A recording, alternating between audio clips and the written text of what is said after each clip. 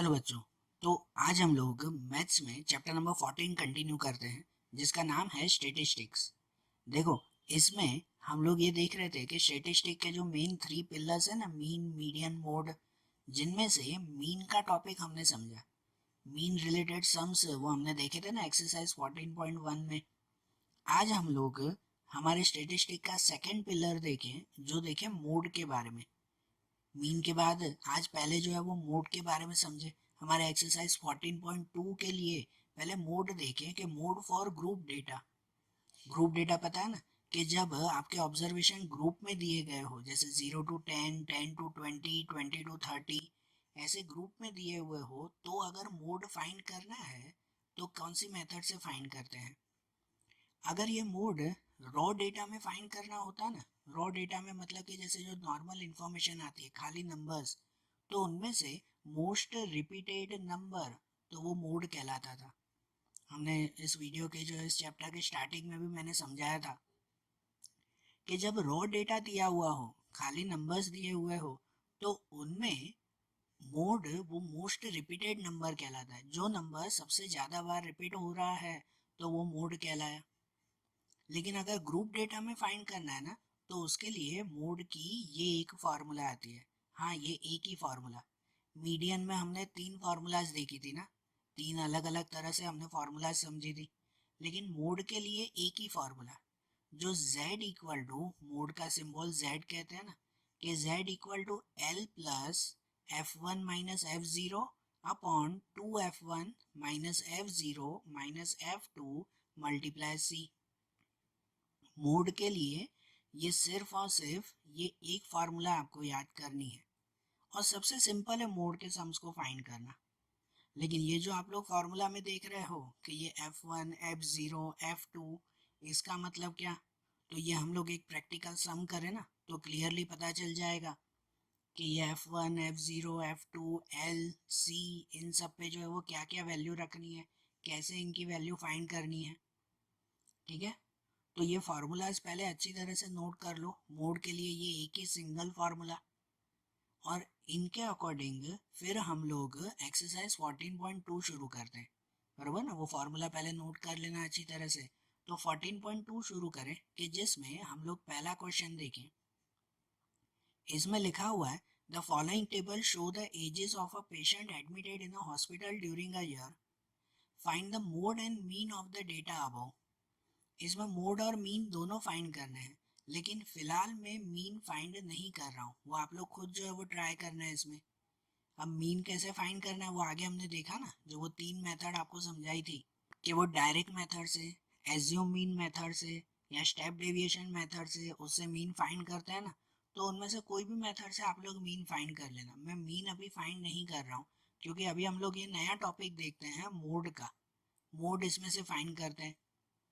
तो यहाँ जो आपकी इंफॉर्मेशन दी गई है ना, कि एक साल में, ड्यूरिंग अ ईयर, एक साल में हॉस्पिटल में एडमिट होने वाले जो पेशेंट्स हैं, तो उनकी एज की इंफॉर्मेशन यहाँ पे है।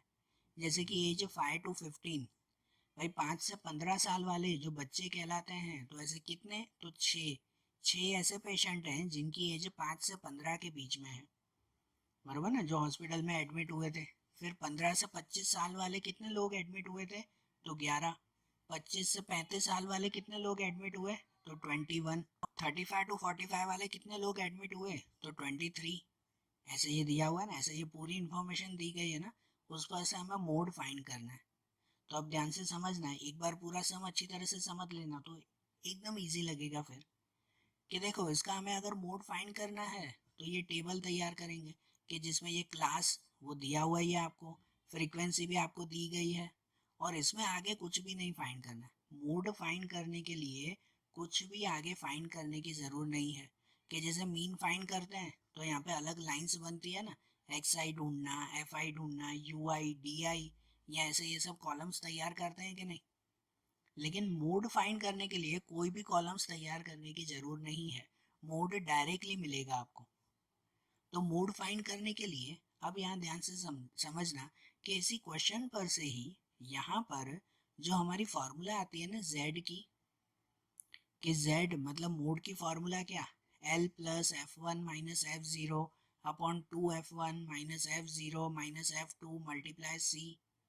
तो ये सब जो मटेरियल हमें चाहिए ना कि f1 कौन सा हुआ, f0 कौन सा हुआ, f2 कौन सा हुआ, तो ये सब मटेरियल वो हम लोग इस टेबल पर से पहले ढूंढ लेंगे कि इनमें से कौन सा मटेरियल ये कहलाया f1 f0 f2 l c। इस टेबल से ही, कुछ एक्स्ट्रा नहीं ढूंढना है।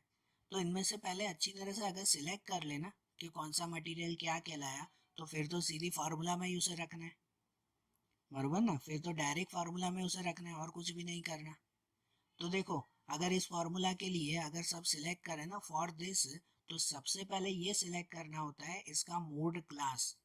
ध्यान देना, और ये सब लिखना है जैसे मैंने लिखा हुआ है, ऐसे अच्छी तरह से लिखना आप लोग भी स्टेप बाय स्टेप। कि सबसे पहले मोड क्लास फाइंड करेंगे। मोड क्लास मतलब क्या? तो मोड क्लास मतलब ये कि यहाँ जो क्लास दिए हुए हैं ना, उनमें से कौन से क्लास के बीच में इस मोड का आंसर आ सकता है। मोड का आंसर कौन से क्लास के बीच में आ सकता है। तो ये मोड क्लास कैसे फाइंड करेंगे? तो मोड क्लास फाइंड करेंगे कि फ्रीक्वेंसी में जो नंबर सबसे बड़ा हो ना, सुनना ध्यान से, फ्रीक्वेंसी में जो नंबर सबसे बड़ा हो उसके सामने वाला क्लास वो मोड क्लास कहलाता है, बरोबर। फ्रीक्वेंसी में सबसे बड़ा नंबर कौन सा है? 23 है ना। तो ये 23 के सामने वाला क्लास वो मोड क्लास कहलाया। तो मोड क्लास वो कौन सा मिला हमें? 35 to 45 हमें मिला। इसका मतलब ये कि आप लोग जो मोड का आखिरी आंसर ढूंढोगे ना, वो आंसर आपको 35 से 45 के बीच में ही मिलेगा, बरोबर। आपको z की जो वैल्यू मिलेगी सम के एंड में, वो 35 से 45 के बीच में ही मिलेगी। अगर इसके बीच में नहीं मिल रही है ना, मतलब आपने सम में कहीं मिस्टेक की है, कहीं ना कहीं कैलकुलेशन में मिस्टेक कर दी है, ऐसा कहलाता है, बरोबर ना। तो ये मोड क्लास पता चला ना। अब सबसे पहले अगर मोड क्लास मिल गया, तो इसके बेस पर ही अब ये सब चीज़ें ढूंढेंगे। कि जैसे देखो, फार्मूला में आपको सबसे पहले क्या चाहिए? तो फार्मूला में चाहिए एल। तो एल मतलब क्या कहलाता है? एल मतलब कहलाता है लोअर क्लास वैल्यू। एल मतलब लोअर क्लास वैल्यू। मतलब ये जो आपने मोड क्लास फाइंड किया ना, इस मोड क्लास में लोअर वैल्यू वो ये एल कहलाती है। तो इस मोड क्लास में लोअर वैल्यू कौन सी है? तो लोअर वैल्यू ये है ना 35। तो ये 35 वो एल कहलाया। फॉर्मूला में रखने के लिए ये सब मटेरियल जो चाहिए, तो उसमें एल की वैल्यू कौन सी हुई? 35 हुई। फिर क्या चाहिए? ये f1 f0 f2 ये चाहिए ना। तो ये f1 ही है, तो मतलब f में ही फाइंड करेंगे ना। इस f में जो ये सबसे बड़ा नंबर है ना, जो सबसे बड़ा नंबर है उसे कहते हैं f1। जो आपने सिलेक्ट किया ना सबसे बड़ा नंबर, वो क्या कहलाता है? f1 कहलाता है। उसके ऊपर वाला जो नंबर होगा ना टेबल में, जो भी नंबर हो, तो उसके ऊपर वाला जो नंबर होगा ना, वो नंबर f0 कहलाएगा। और इसके नीचे वाला जो भी नंबर होगा ना, वो नंबर f2 कहलाएगा। कितना सिंपल है ना। सिंपल कि यहाँ जो सबसे बड़ा नंबर है वो f1, मतलब f1 पे क्या लिखेंगे? 23। उससे जो ऊपर वाला नंबर है ना वो f0, तो f0 पे क्या लिखेंगे? 21 लिखेंगे। और उससे जो नीचे वाला नंबर है ना वो f2, तो f2 पे क्या लिखेंगे? 14 लिखेंगे। ठीक है। तो ये मिल गया ना सब, f1 f0 f2। और आखिरी में क्या बचता है? c। तो c मतलब क्लास लेंथ। ये हमने मीन में भी देखा था ना। इसे c का हो या h का हो, जो भी नाम का हो, दोनों ही करेक्ट है। तो c मतलब क्लास लेंथ कहलाती है। क्लास लेंथ मतलब इन क्लास में कितने कितने का गैप है, जो आपने सिलेक्ट किया जैसे 35 to 45। तो 35 से 45 कितना गैप हुआ? 10 का गैप हुआ ना, 10 का गैप हुआ ना। तो मतलब सी पे लिखेंगे 10। ये क्लास लेंथ 10 का हो गया। समझ आई बात? मिल गया ये सब मटेरियल, बरोबर। इजी था ना एकदम। कोई हमें काउंटिंग नहीं करनी है, बस इसमें से इसी टेबल में से सिलेक्ट करने थे खाली। सबसे पहले मोड क्लास सिलेक्ट करते हैं, ध्यान से सुन लेना फिर से। सबसे पहले मोड क्लास सिलेक्ट करते हैं कि जो नंबर सबसे बड़ा हो ना फ्रीक्वेंसी में, उसके सामने वाला क्लास वो मोड क्लास होता है। तो 35 to 45 ये मोड क्लास सिलेक्ट हो गया। फिर इनमें से सिलेक्ट करते हैं फॉर्मूला के लिए एल। तो एल मतलब लोअर क्लास वैल्यू। तो मतलब इसमें से ये लोअर वैल्यू वो कौन सी हुई, 35 हो गई, ये लोअर क्लास वैल्यू। फिर ये जो F1 F0 F2 सिलेक्ट करते हैं तो इसे F में ही, ये F वाली लाइन में जो सबसे बड़ा नंबर है वो F1, उससे ऊपर वाला नंबर वो F0 और उसके नीचे वाला नंबर वो F2। ठीक है, तो ये F1 F0 F2 मिल गया और ये C मिल गया क्लास लेंथ। ठीक है, अब ये सब जो मटेरियल मिल गया ना, ये सब जो वैल्यू मिल गई ना, उस वैल्यू को अब इस फॉर्मूला में रख दें।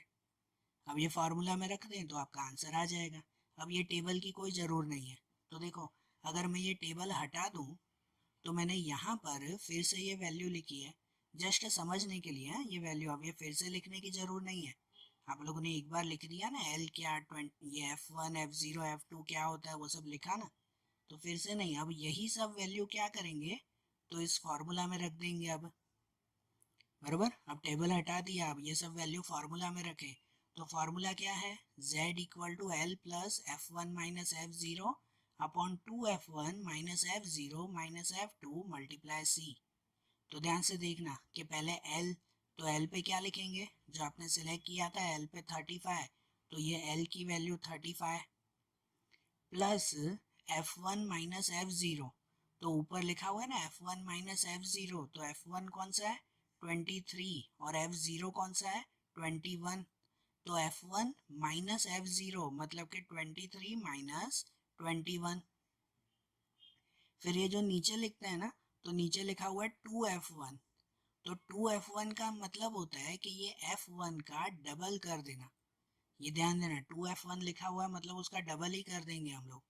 तो ये F1 का डबल कर दो, 23 का डबल, तो वो कितना हो जाएगा 46, तो वो डायरेक्ट 46 लिख देंगे। समझे, ये 2f1 लिखा हुआ है मतलब F1 का डबल, तो ये 46। फिर F0, तो F0 की वैल्यू ये 21 है, तो माइनस F0 मतलब माइनस 21, और ये माइनस F2, तो माइनस F2, तो F2 की वैल्यू कितनी है, उसकी वैल्यू 14 है, मतलब यहाँ पे माइनस 14। ओके, और आखिरी में मल्टीप्लाई सी, तो सी की वैल्यू क्लास लेंथ वो कितनी थी 10 थी, तो क्लास लेंथ सी की जगह पे लिखेंगे 10। तो ऐसे ये सभी वैल्यूज मिल गई ना हमें, बराबर ना, ये वैल्यूज में रखी ना, अब इनका सॉल्यूशन। अब वो सॉल्यूशन तो सिंपल ही, जैसे सब सम में होता है हमेशा वैसे ही, कि जैसे पहले 35 रहेगा, ये जो प्लस वाला है ना 35, इसका कैलकुलेशन हमेशा आखिरी में करते हैं, पहले बाकी का पूरा कैलकुलेशन कर लिया करो। तो ये 35 ऐसे ही रहेगा, यहाँ ऊपर अगर देखो 23 माइनस 21, तो वो हो जाएगा 2, है ना, 23 में से 21 माइनस, तो 2 बचेगा। नीचे 46 माइनस 21 माइनस 14, 46 में से 21 माइनस करो तो बचेगा 25, और 25 में से 14 माइनस करो तो बचेगा 11, अपॉन में 11 बचा, और मल्टीप्लाई ये 10। तो अब ये 35 ऐसे ही लिखेंगे, यहाँ पर पहले इनका कैलकुलेशन, पहले ऊपर मल्टीप्लाई कर देंगे, 2 का 10 से मल्टीप्लाई, नीचे से मल्टीप्लाई नहीं ऊपर ही होगा, तो 2 10 ज़ा 20, 2 10 ज़ा 20 और अपॉन में 11, 20 डिवाइड बाई 11, तो ये 35 अभी भी वैसे ही पहले 20 डिवाइड 11 कर देंगे। डिवाइड आता है ना आपको कि रफ में आप लोग डिवाइड कर देना, रफ में डिवाइड हो जाएगा 20 डिवाइड बाई 11, तो उसका आंसर आ जाएगा 1.82। जब भी डिवाइड करो ना, तो पॉइंट के बाद 2 डिजिट आ जाए ना, तो वहां तक डिवाइड किया करो, तो 1.82 ये इसका आंसर आ जाएगा। और 35 प्लस 1.82, तो 35 प्लस 1.82 कितना हो जाएगा 36.82, ये हो जाएगा ना 36.82, तो ये हमारा आंसर मिल गया। बरोबर, बात आई समझ में, सिंपल है ना मोड फाइंड करना। और जैसे मैंने पहले ही बताया था कि भाई मोड क्लास हमने जो फाइंड किया था 35 टू 45, तो हमारी मोड की फाइनल वैल्यू भी 35 से 45 के बीच में ही होनी चाहिए, तो उसके बीच में ही है ना ये 36.82, बरोबर ना। अगर इसके बीच में आपका आंसर न मिले ना, तो मतलब आपने इस कैलकुलेशन में कहीं ना कहीं मिस्टेक की होगी, उसको एक बार फिर से रीचेक कर लेना, या तो वैल्यू गलत लिखी होगी, कैलकुलेशन गलत की होगी, बाकी इसका आंसर हमेशा इसी क्लास के बीच में आएगा। ठीक है, सिंपल है ना ये, कि आपकी ये जो मोड की फार्मूला है, उस फार्मूला में जो जो मटेरियल चाहिए वो मटेरियल पहले टेबल पर से ढूंढ लो और उसे फार्मूला में रख दो, तो मोड मिल जाएगा। बरोबर ना। देखो ऐसे ही एक दूसरा भी देख लेते हैं। इसमें सेकंड वाला क्वेश्चन वो भी सेम है क्वेश्चन। मोड में कोई दूसरी फार्मूला नहीं है। मीन में हम लोग ढूंढते थे ना कि उसे डायरेक्ट से करो, एज्यूम मीन से करो, स्टेप डेविएशन से करो, या मिसिंग फ्रीक्वेंसी वाला करो।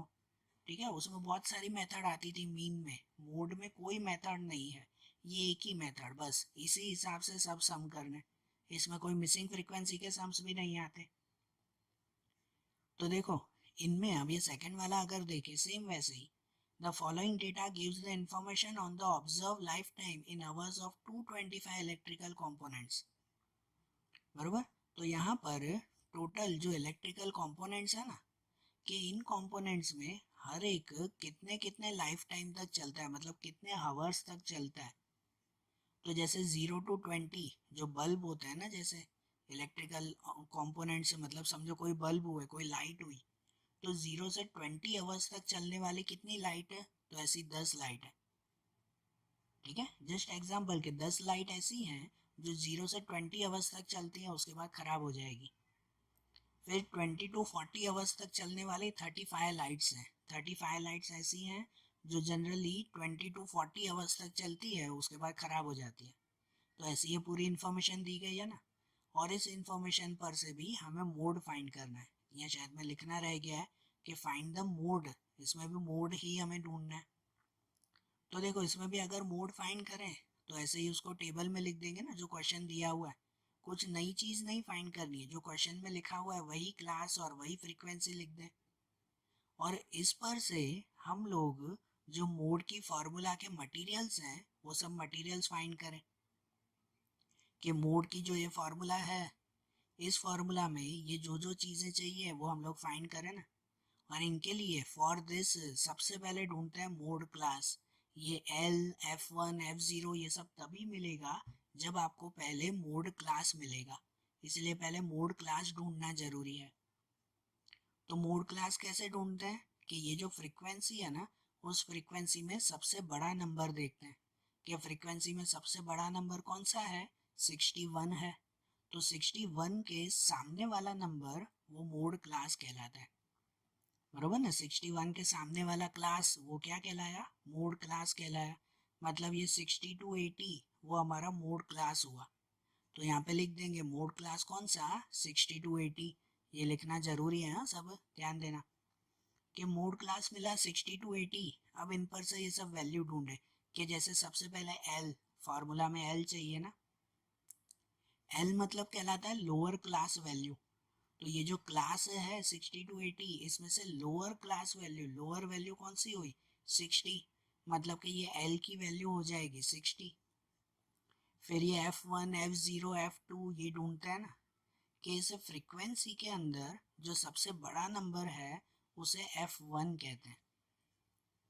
जो सबसे बड़ा नंबर है वो क्या कहलाया, F1। जो उससे ऊपर वाला नंबर है ना वो F0 हुआ, ये F0। और जो उसके नीचे वाला नंबर है वो F2 कहलाया।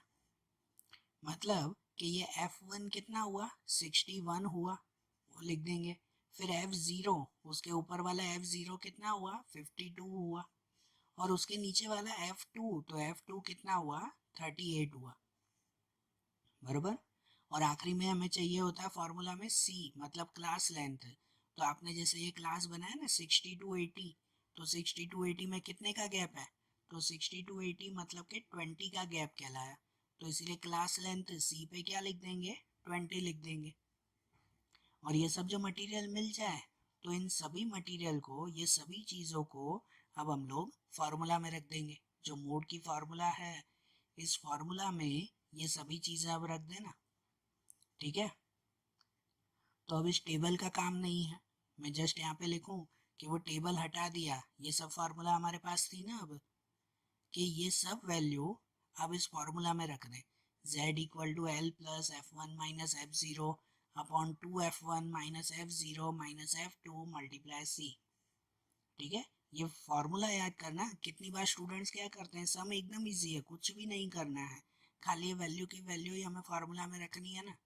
लेकिन कितनी बार फिर स्टूडेंट जो है वो उतावल में फार्मूला ही गलत लिख देते हैं कि ये F1 F0 F2 वो आगे पीछे लिख देंगे। तो ये गलती मत करना, इतने सिंपल सम्स होते हैं। आपके एग्जाम में ये भी 2 या 3 मार्क में ये क्वेश्चंस पूछे जाते हैं, तो इनमें से तो पूरे मार्क्स मिलने चाहिए ये मोड के क्वेश्चन में से। तो बराबर, तो अच्छी तरह से वैल्यूज रखना कि जैसे इसमें सबसे पहले L, तो L की वैल्यू है ये 60, बराबर। L की वैल्यू यहाँ पे फाइंड की ना ये 60, तो वो L पे 60 लिखेंगे।